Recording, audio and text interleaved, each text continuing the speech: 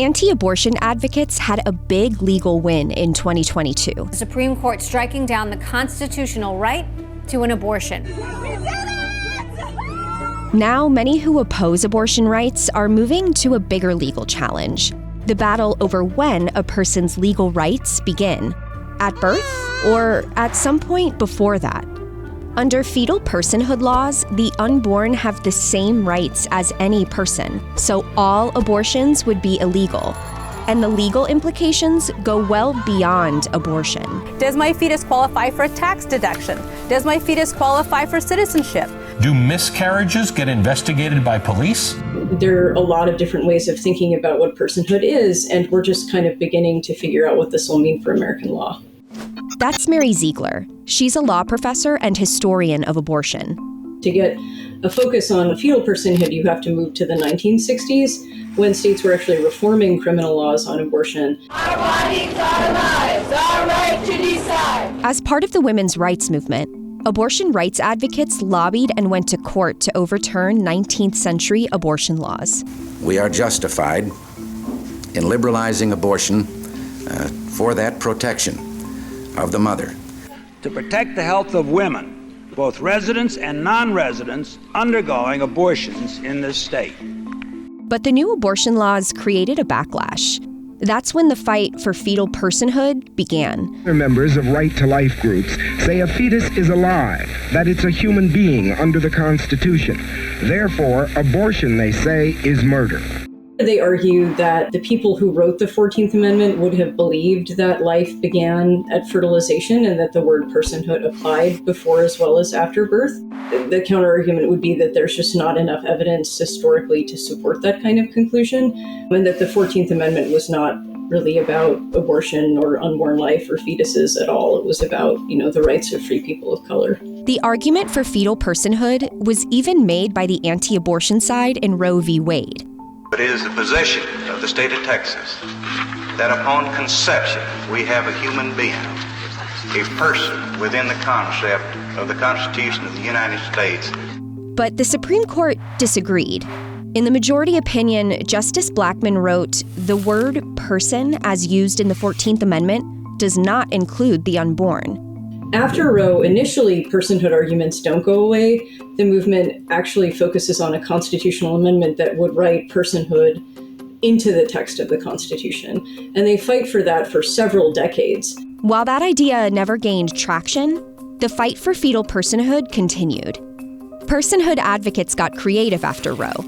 Even though they couldn't ban abortion, some states wrote fetal personhood rights into child abuse and homicide laws to prosecute people for other types of potential harm to the unborn.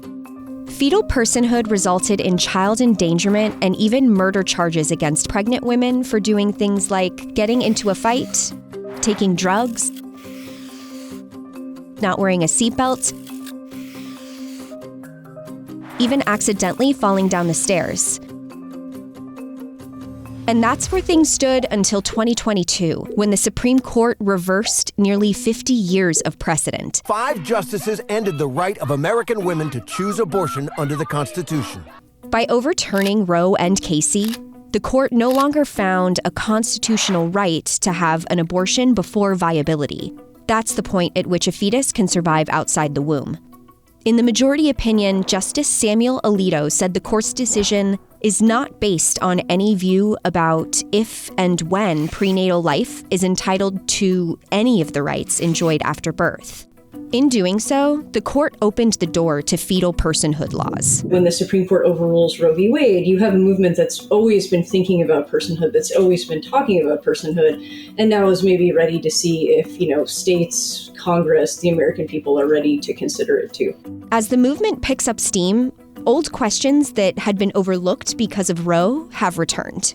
How you actually enforce personhood is something we have no consensus on, even within the anti-abortion movement. It could have implications for how doctors provide care if someone is miscarrying, whether people are able to access infertility treatments, whether people are able to use certain forms of contraception. It could have implications on just the criminalization of behavior during pregnancy. And we would expect, as usual, that the people who would be targeted in those efforts would be the people who are often brought into the criminal justice system, which would be low-income people of color. Some states are already pushing the boundaries of what this new phase of fetal personhood will look like. Take Georgia. A new law counts the unborn as dependents for tax purposes and includes them in some population counts. So, what's next? For some in the anti-abortion movement, the ultimate goal is a federal law giving the unborn the same legal rights as any person.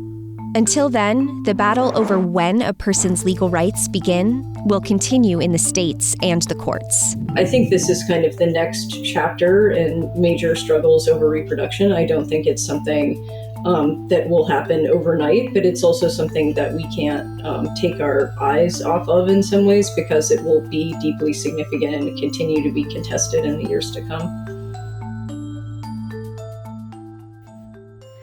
Hi, I'm Macaca Resosa and I produce this video.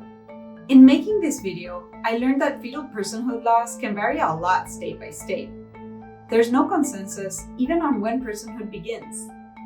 You can check out more of our coverage on fetal personhood laws and other Supreme Court and health law issues at news.bloomberglaw.com.